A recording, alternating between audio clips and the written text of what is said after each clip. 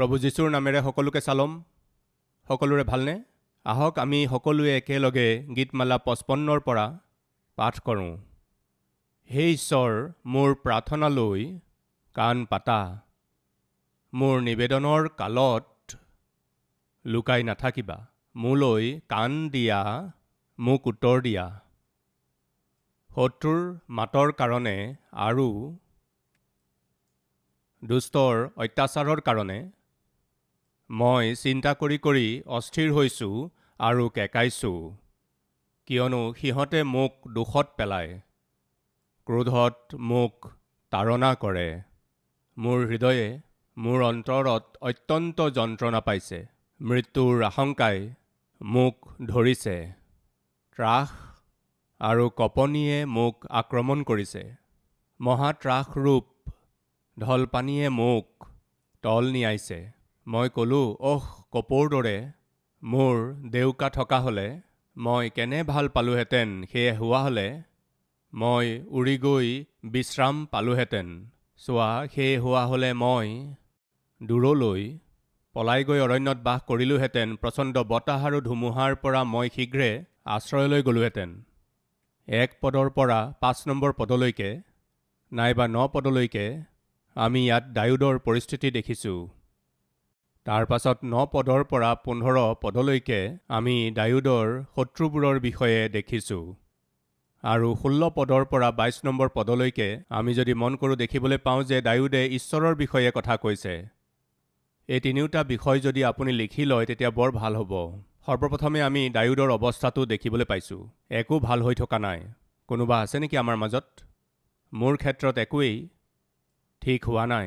দাউদৰ ক্ষেত্ৰতো একো ঠিক হৈ থকা নাই। সাধাৰণতে আমি যদি গীতমালাৰ গীতসমূহ পঢ়োঁ বা ধ্যান কৰোঁ তেন্তে তাৰ বৰ্ণনাত আমি তাৰ ভূমিকা দেখিবলৈ পাওঁ।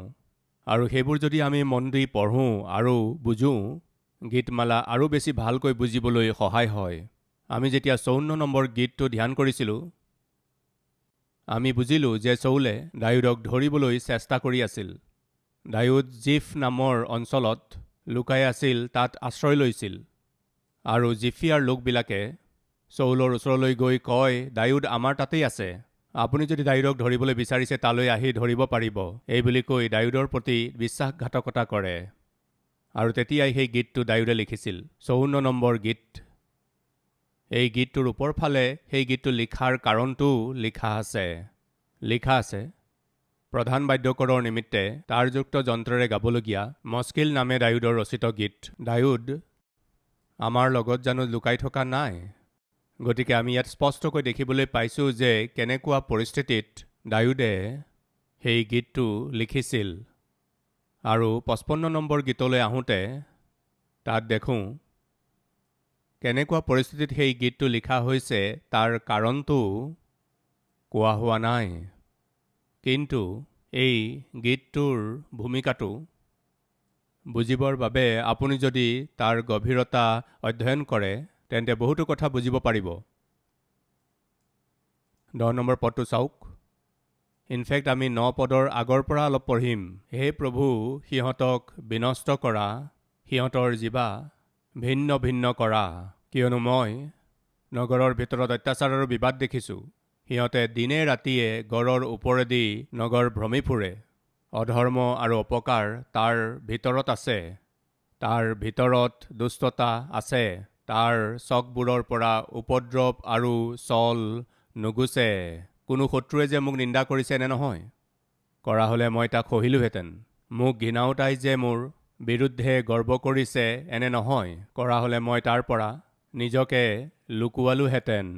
কিন্তু মোৰ সমনীয়া মানুহ, মোৰ সংগী আৰু মোৰ প্ৰণয়ৰ বন্ধু যি তুমিয়েই তাক কৰিছা। আমি একেলগে মধুৰ আলাপ কৰিছিলোঁ। আমি লোকসমূহে সৈতে ঈশ্বৰৰ গৃহলৈ গৈছিলোঁ। এই গীতটো পঢ়াৰ সময়ত যিবোৰ কথা আমি বুজিব পাৰোঁ সেয়া হৈছে দাউদ এটা ভয়ংকৰ প্ৰতিকূল পৰিস্থিতিত পৰিছে। আৰু এই পৰিস্থিতি তেওঁৰ জীৱনলৈ এনেকুৱা এজন ব্যক্তিৰ কাৰণে আহিল যাৰ ওপৰত তেওঁ অতি বিশ্বাস কৰিছিল। মোক ঘৃণাওতাই যে মোৰ বিৰুদ্ধে গৰ্ব কৰিছে এনে নহয়, কৰা হ'লে মই তাৰ পৰা নিজকে লুকুৱালোহেঁতেন। আমি দুয়ো একেলগে আহাৰ কৰিছিলোঁ, আমি দুয়ো একেলগে ঈশ্বৰৰ গৃহলৈ গৈছিলোঁ, আমি দুয়ো বহু সময় একেলগে কটাইছিলোঁ।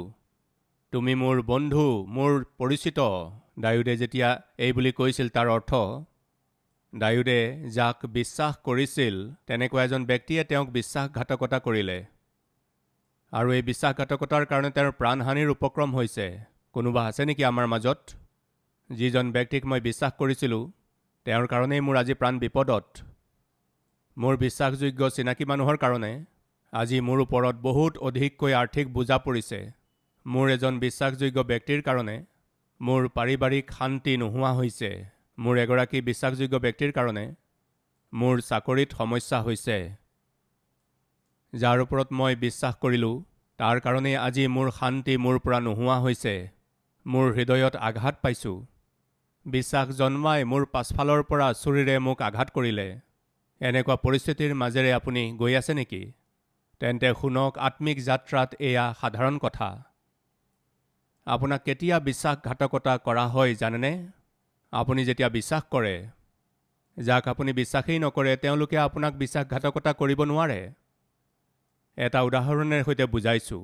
ধৰক আপুনি বাছেৰে যাত্ৰা কৰি আছে। এজন ব্যক্তি কাষতে বহি আছে।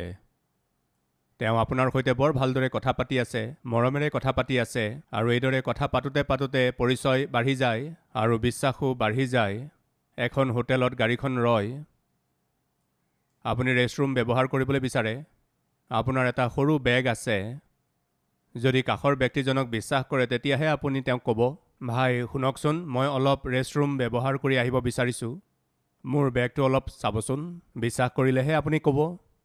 বিশ্বাস কৰিলেহে আপুনি নিজৰ বস্তুটো তেওঁৰ ভৰসাত থৈ যাব পাৰিব। কিন্তু ঘূৰি আহি দেখে তেওঁ নাই, বেগো নাই। কি হ'ল? প্ৰথমে তেওঁ বিশ্বাস জন্মালে আৰু বিশ্বাসঘাতকতা কৰিলে। বাছত উঠোঁতেই আপুনি এজন আন ব্যক্তিক দেখিছে, তেওঁক অলপ বেলেগ দেখাইছে। তেওঁৰ চাল চলন, তেওঁৰ দৃষ্টি আপুনি ভাল পোৱা নাই। তেওঁৰ আও ভাও দেখি আপুনি তেওঁৰ ওপৰত সন্দেহ কৰিছে। তেওঁৰ ভৰসাত আপুনি বেগটো এৰি যাবনে? ভুলতো তেওঁৰ আশে পাশে আপুনি নিশ্চয় নুফুৰিব। গতিকে সাধাৰণতে যেতিয়া মানুহে বিশ্বাস কৰে তেতিয়াহে বিশ্বাসঘাতকতা কৰা হয়। আজি সেই বিশ্বাসেই আপোনাৰ জীৱনক সমস্যাত পেলাইছে, হানি কৰোৱালে। এয়া সাধাৰণ কথা। মোৰ জীৱনতো মই বহু হানিৰ সন্মুখীন হ'লোঁ বিশ্বাসৰ কাৰণে। এদিনৰ কথা, মই বৰ সমস্যাত দুখত আছিলোঁ, আৰু এই যাৰ ওপৰত মই বিশ্বাস কৰিলোঁ তেওঁলোকে মোক প্ৰবঞ্চনা কৰিলে, মোৰ প্ৰতি বিশ্বাসঘাতকতা কৰিলে। এইদৰে ভাবি ভাবি মই এখন সভালৈ গৈ আছিলোঁ আৰু এজন ভায়ে মোক মিটিঙলৈ লৈ যায়। মই সেই মিটিংখনত একেবাৰে পিছফালে বহি আছিলোঁ। এখন বাইকৰ ওপৰত বহি আছিলোঁ। মই ডিষ্টাৰ্ব আছিলোঁ, কিন্তু সেই ভাইজনে লৈ গৈছিল। মোৰ এই বন্ধুজনে বাইকেৰে প্ৰচাৰ কৰি আছিল। তেওঁ কথা কওঁতে অলপ শুনা। সেয়েহে প্ৰচাৰ কৰি কৰি হঠাতে মোলৈ চাই কয়, দাদা, সকলোকে প্ৰেম কৰিব লাগে দাদা। মই শুনিলোঁ, ক'লোঁ ঠিক আছে, আৰু মনতে ক'লোঁ ইয়াৰ কাৰণেই আজি সমস্যাত পৰিছোঁ। মনতে এই বুলি ভাবি বাক্য শুনি আছিলোঁ। মোৰ বন্ধুজন শুনা আছিল নহয়, সেইকাৰণে সি লাহে লাহে কৈছিল, আৰু অলপ সময়ৰ পাছত হঠাতে আকৌ এটা কথা কয়, দাদা, আকৌ কি ভাই? কাকো বিশ্বাস কৰিব নালাগে। শুনি মই ক'লোঁ, আকৌ কোৱা। কাকো বিশ্বাস নকৰিব দাদা। এই কথাটো মোক নতুন যেন লাগিল। দুটা কথা কয়। প্ৰথম, সকলোকে প্ৰেম কৰা। দ্বিতীয়তে, কাকোকেই বিশ্বাস নকৰিবা। প্ৰিয় ভাই ভনীসকল, যি কথাটো মই সেইদিনা শুনিছিলোঁ সেই কথাটোৱে মোৰ জীৱনত বহু ডাঙৰকৈ গভীৰ প্ৰভাৱ পেলালে। মোৰ চিন্তা কৰাৰ পদ্ধতি আৰু প্ৰেম কৰাৰ পদ্ধতিক সলাই দিলে। প্ৰেমে সকলোকে বিশ্বাস কৰে, তাত সন্দেহ নাই। আজি আমাৰ মাজৰ বহুতৰে সমস্যাত পৰাৰ মুখ্য কাৰণ, আৰ্থিক সমস্যাত পৰাৰ মুখ্য কাৰণ, জীৱনত ঠগ খোৱাৰ মুখ্য কাৰণ কি জানেনে? এজন ব্যক্তিক আমি প্ৰেম কৰোঁ, যাক প্ৰেম কৰোঁ তাক বিশ্বাসো কৰি পেলাওঁ। বিশ্বাস কৰাৰ পাছতেই আমি ঠগো খাওঁ। সেইদিনা মই এটা সিদ্ধান্ত কৰিলোঁ, মই সকলোকে প্ৰেম কৰিম, লগতে সকলোৰ ওপৰত বিশ্বাসো কৰিম। কিন্তু বুজিব, যেতিয়াই আমি হতাশ হৈ পৰোঁ, যদি সেই সময়ত যাক আমি বৰ প্ৰেম কৰোঁ সেই ব্যক্তিজন যদি লগত থাকে, তেতিয়া আমি তেওঁলোকৰ সহায় লওঁ, ভৰসা কৰোঁ। ধৰক আমাৰ সন্তান আমাৰ কোলাত আছে, সি কি কৰিব কওকচোন? আমাৰ কান্ধত মূৰটো থৈ শুই যাব। কিয়? কাৰণ সি আমাক প্ৰেম কৰে। সেই প্ৰেমে মাক বাপেকৰ ওপৰত বিশ্বাস জন্মালে। বিশ্বাসৰ কাৰণে কি হয়? সিহঁতক শান্তি দিলে, লগতে আৰামৰ টোপনিও দিলে। কিন্তু মন দি শুনিব, সকলোতো মা নহয়, সকলোতো বাপেক নহয়। কিছুমান এনেকুৱাও থাকে, মৰম কৰাৰ ভাও জোৰে বিশ্বাস জন্মায় আৰু পাছফালৰ পৰা বিশ্বাসঘাতকতাও কৰে। আপুনি যদি এনেকুৱা ব্যক্তিৰ আশ্ৰয় লৈ আছে, তেন্তে নিশ্চয় এদিন পৰিব। সেইকাৰণে মোৰ অভিজ্ঞতাৰ পৰা মই এটা পৰামৰ্শ দিব বিচাৰোঁ। আপুনি যদি কাৰোবাক প্ৰেম কৰে নাইবা বিশ্বাস কৰে, তেন্তে আপুনি তেওঁলোকত আশ্ৰয় ল'ব, কিন্তু ইমানো অধিক ভৰসা নকৰিব যে তেওঁ যদি আপোনাক প্ৰবঞ্চনা কৰি গুচি যায়, আপুনি যাতে পৰি নাযায়। মানে পৰি যোৱাকৈ বিশ্বাস নকৰিব। যিমান বিশ্বাস কৰিব লাগে সিমানহে বিশ্বাস কৰক। 20 বছৰ আগতে মই নিজৰ জীৱনত এই শিক্ষা পালোঁ। ডায়ুদৰ অৱস্থা আজি অকণো ঠিক নহয়। কিয় ঠিক নহয়? কাৰণ যিসকল লোকত তেওঁ বিশ্বাস কৰিছিল, তেওঁলোকে তেওঁক প্ৰবঞ্চনা কৰিলে। পৰিস্থিতি ওলটপালট হৈ গ'ল। বিশ্বাসৰ কাৰণে ডায়ুদে নিজৰ সিংহাসন এৰি যাব লগা হ'ল।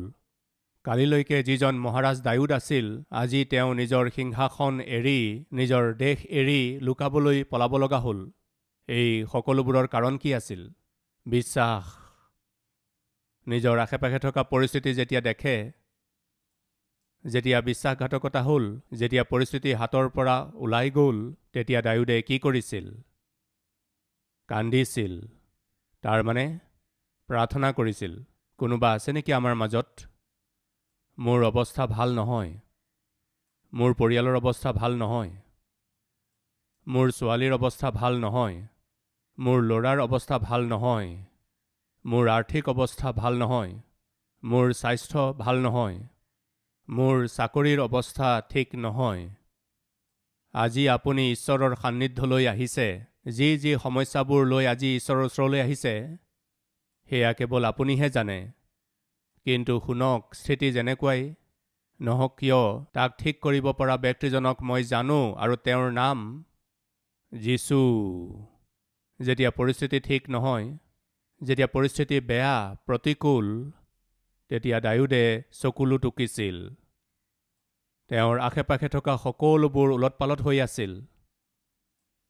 সেই অৱস্থাত তেওঁ কি কৰিছিল? প্ৰাৰ্থনা কৰিছিল। ডায়ুদৰ আশে পাশে থকা অৱস্থাটোৱে কি কৰিলে? তেওঁক ঈশ্বৰৰ ওচৰলৈ ঠেলি নিলে। এটা কুৰপক্ষীয়ে গভীৰ ডাঠ ক'লা ডাৱৰ দেখি কি কৰে জানেনে? কুৰপক্ষীৰ এটা বিশেষত্ব আছে। ক'লা ডাৱৰে কুৰপক্ষীটোক তললৈ ঠেলি নিদিয়ে, বৰং সূৰ্যৰ ফালে আগুৱাই যাবলৈ উৎসাহিত কৰে। ক'লা ডাৱৰ দেখি কুৰপক্ষীয়ে বুজি যায় বৰষুণ অহাৰ সময় হৈছে। সেইকাৰণে সেই কুৰপক্ষীয়ে ডাৱৰ দেখি ব্যাকুল নহয়, বৰং সূৰ্যৰ ফালে আগবাঢ়ি যায়। প্ৰিয় ভাই ভনীসকল, শুনক, যদি আজি আপুনি এইদৰেই ক'লা ডাৱৰৰ সন্মুখীন হৈ আছে, ভয়ানক ক'লা ডাৱৰৰ মাজত পৰিছে, তেন্তে ভালদৰে বুজিব যে সেইবোৰে আপোনাক নষ্ট কৰিবলৈ অহা নাই। সেইবোৰক অনুমতি এইকাৰণে দিয়া হৈছে যাতে আপুনি আৰু অধিককৈ ঈশ্বৰৰ ওচৰলৈ চাপি যায়। এয়া আত্মিক জীৱনৰ এটা বাস্তৱিকতা। সেই কালত ডায়ুদে যিবোৰ পৰিস্থিতিৰ সন্মুখীন হৈ আছিল, সেইবোৰে তেওঁক ঈশ্বৰৰ আৰু অধিক ওচৰলৈ আনিলে। তেওঁ আৰু অধিক ঈশ্বৰৰ ওচৰলৈ যায়। গধূলি, পুৱা আৰু দুপৰীয়া। বাক্যত চাওকচোন, 55 নম্বৰ গীত, 17 নম্বৰ পদ। গধূলি, ৰাতিপুৱা আৰু দুপৰ বেলাতো মই দুখৰ কথা কম আৰু কেকাম। কিমান বাৰ? 3 বাৰ। কিহেৰে আৰম্ভ হয়? গধূলি, ৰাতিপুৱা আৰু দুপৰ বেলা। অলপ বেলেগ নহয় জানো? কি হ'ব লাগিছিল? ৰাতিপুৱা, দুপৰীয়া আৰু ৰাতি। ইয়াত হয়তো কিবা ভুল হৈছে, হয়তো ট্ৰান্সলেশ্যনত, হয়নে? এই বুলি ভাবিছে নেকি? তেনে নহয়। যিহুদীসকলৰ দিনৰ আৰম্ভণি সন্ধিয়াৰ পৰা হয়। আমাৰ দিনৰ আৰম্ভণি ৰাতিপুৱাৰ পৰা হয়। সন্ধিয়া 6 বজাৰ পৰা পিছদিনা সন্ধিয়া 6 বজালৈকে তেওঁলোকৰ এদিন হয়। আমাৰ আকৌ ৰাতি 12 বজাৰ পৰা পিছদিনা ৰাতি 12 বজালৈকে এটা দিন হয়। সন্ধিয়া 6 বাজিল মানে তেওঁলোকৰ দিনৰ আৰম্ভণি হ'ল। ডায়ুদে কৈছে সন্ধিয়াৰ পৰা, তাৰ মানে দিনটোৰ আৰম্ভণি প্ৰভুৰ সৈতে কৰিম। মোৰ দিনটোৰ আৰম্ভণি প্ৰাৰ্থনাৰেই কৰিম। সেইকাৰণে সন্ধিয়া বুলি কৈছে। দিনটোৰ আৰম্ভণি প্ৰাৰ্থনাৰে কৰে। ৰাতিপুৱা প্ৰাৰ্থনা কৰে, দুপৰীয়া প্ৰাৰ্থনা কৰে। কিয় ইমান প্ৰাৰ্থনা কৰি আছে এই বুলি যদি সোধা হয়, পৰিস্থিতিবোৰে ডায়ুদক সম্পূৰ্ণৰূপে ঈশ্বৰৰ ওপৰত নিৰ্ভৰ কৰিবলৈ, ঈশ্বৰৰ ওপৰত আশ্ৰয় হ'বলৈ বাধ্য কৰিলে।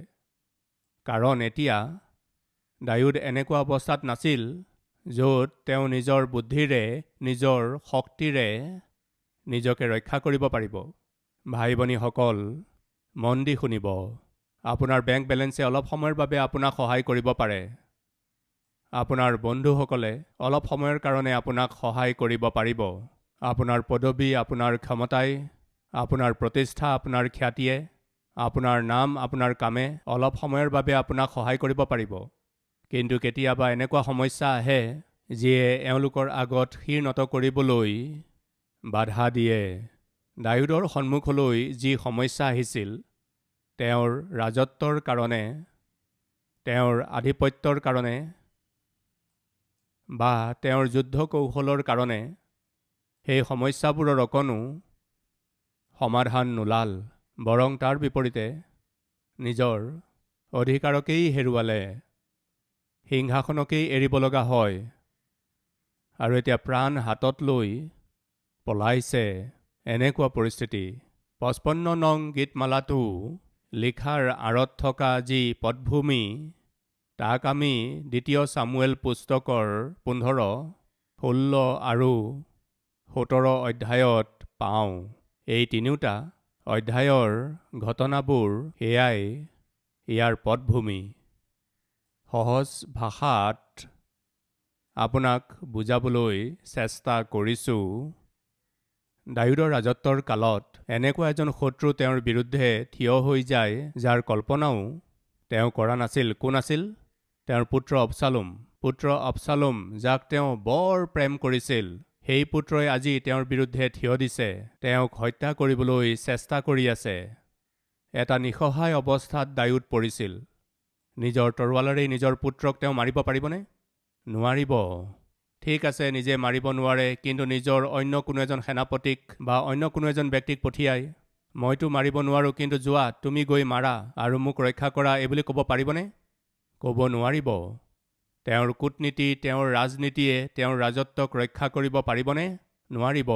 যেতিয়া তেওঁৰ নিজৰ পুতেকেই তেওঁৰ বিৰুদ্ধে থিয় দি তেওঁক মাৰিবলৈ চেষ্টা কৰিছে, কৰিবতো বহুত কিবা কিবি পাৰে, কিন্তু নিজৰ হাত বান্ধি থিয় হৈ থকাৰ নিচিনা অৱস্থা ডায়ুদৰ হৈ পৰিছিল।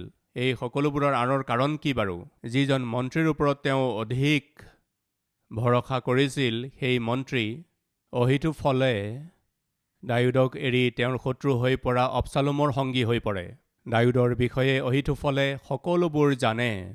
ডায়ুদক কেনেকৈ ধৰিব পাৰিব, ডায়ুদক কেনেকৈ মাৰিব পাৰিব, ডায়ুদ ক'ত কেতিয়া থাকিব, ডায়ুদৰ বল কি, ডায়ুদৰ দুৰ্বলতা কি, সকলোবোৰ কথা জনা মন্ত্ৰী আছিল অহিতোফল। ডায়ুদক যদি কেতিয়াবা কিবা পৰামৰ্শৰ প্ৰয়োজন হৈছিল, ডায়ুদে অহিতোফলৰ পৰামৰ্শ ইমানেই মানিছিল যে যেন সেইবোৰ পোনে পোনে ঈশ্বৰৰ পৰা অহা পৰামৰ্শ। ইমানেই অধিক তেওঁ অহিতোফলক বিশ্বাস কৰিছিল। ইমান অধিক ঘনিষ্ঠ এজন মন্ত্ৰীয়ে হঠাতে ডায়ুদক এৰি শত্ৰু হৈ পৰা অবছালোমৰ সংগী হৈ পৰে। সেই কথা শুনি দাউদৰ মন অতিশয় খেদিত হৈ পৰে। সেইকাৰণে লিখিছে, তুমি মোৰ শত্ৰু নহয়, নহ'লে মই লুকালোহেঁতেন বা হয়তো তোমাক মাৰি পেলালোহেঁতেন। তেন্তে তুমি কোন? লিখিছে, এই কাৰ্য কৰোঁতা তুমি পৰম মিত্ৰ আছিলা। কোনো শত্ৰুৱে যে মোক নিন্দা কৰিছে এনে নহয়, কৰা হ'লে মই তাক সহিলোহেঁতেন। মোক ঘৃণাওতাই যে মোৰ বিৰুদ্ধে গৰ্ব কৰিছে এনে নহয়, কৰা হ'লে মই তাৰ পৰা নিজকে লুকুৱালোহেঁতেন। ইয়াত দাউদে অবছালোমৰ কথা কৈ আছে। কিন্তু মোৰ সমনীয়া মানুহ, মোৰ সংগী, ইয়াত দাউদে অহিতোফলৰ কথা কৈছে। মোৰ পৰম বন্ধু, মোৰ পৰিচিত লোক, মোৰ লগৰীয়া আছিল, মোৰ চিনাকি লোক আছিল। আমি একেলগে কিমান যে মধুৰ আলাপ কৰিছিলোঁ, একেলগে হাঁহি তামচা কৰিছিলোঁ, আহাৰ কৰিছিলোঁ, আমি একেলগে বহু আঁচনি কৰিলোঁ। তুমিতো মোৰ পৰিচিত লোক। লিখিছে, আমি লোকসমূহে সৈতে ঈশ্বৰৰ গৃহলৈ গৈছিলোঁ। দেখিছেনে দাউদ কেনেকুৱা পৰিস্থিতিত আছে? গতিকে তেওঁৰ এই অৱস্থাৰ কাৰণে দাউদে কি কৰিছে? নিজৰ বেদনাবোৰ প্ৰকাশ কৰিছে। ঈশ্বৰৰ সন্মুখলৈ গৈ নিজৰ বেদনা ঈশ্বৰৰ আগত তেওঁ প্ৰকাশ কৰিছিল। আজি পৰিস্থিতি ভাল নহয় বুলি কোৱা ভাইসকল বা ভনীসকল, যাক আপুনি বিশ্বাস কৰিলে তেওঁ আপোনাৰ প্ৰতি বিশ্বাসঘাতকতা কৰিলে, যাক আপুনি আপোন বুলি ভাবিলে তেওঁলোকেই আপোনাৰ পিঠিত ছুৰীৰে আঘাত কৰিলে। যদি আপুনি এই বুলি কৈছে, তেন্তে আপুনি কি কৰিব লাগে জানেনে? আপুনি ঈশ্বৰৰ আগলৈ আহি প্ৰাৰ্থনা কৰিব লাগে।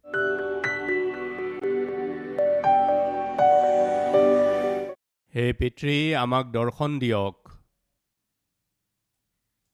নিজৰ সন্তানসকলৰ ব্যাকুলতাৰ ওপৰত মন দিয়ক প্ৰভু। তেওঁলোকৰ আন্তৰিক গভীৰ আঘাতবোৰক আপুনি জানে প্ৰভু। আমাৰ অন্তৰত থকা ভয় শংকাক আপুনি দূৰ কৰক পিতৃ। নিজৰ সন্তানসকলৰ প্ৰাৰ্থনা শুনি তেওঁলোকক স্বৰ্গৰ পৰা উত্তৰ দিয়ক পিতৃ। আমাৰ প্ৰাৰ্থনাসমূহৰ উত্তৰত আচৰিত কাৰ্য কৰোঁতা ঈশ্বৰ হয় আপুনি। ইয়ালৈ কোন কি সমস্যাৰে সৈতে আহিছে, কেনেকুৱা বিপদৰে সৈতে আহিছে, কি বেমাৰেৰে সৈতে আহিছে, সকলোবোৰ জানি থকা ঈশ্বৰ হয় আপুনি। নিজৰ সন্তানসকলক দৃঢ় কৰক, নিজৰ সন্তানসকলক বল দিয়ক, তেওঁলোকক সুস্থতা দিয়ক, নিজৰ সামৰ্থ্যৰে পূৰ কৰক পিতৃ। নিজৰ মহান কৃপা তেওঁলোকৰ ওপৰত প্ৰদৰ্শন কৰক। চাকৰিৰ সকলোবোৰ সমস্যা দূৰ কৰক, পৰিয়ালৰ সকলোবোৰ সমস্যা দূৰ কৰক। স্বামী স্ত্ৰীৰ মাজত সন্তানৰ সৈতে যি যি সমস্যাবোৰ আছে সকলোবোৰ দূৰ কৰক।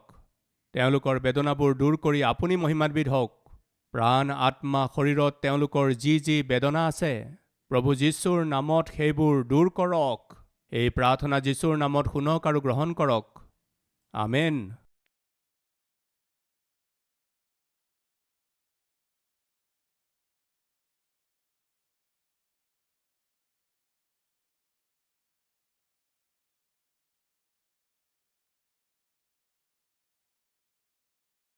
हमारा address Calvary, post box number 30, Kukatpally, Hyderabad 72।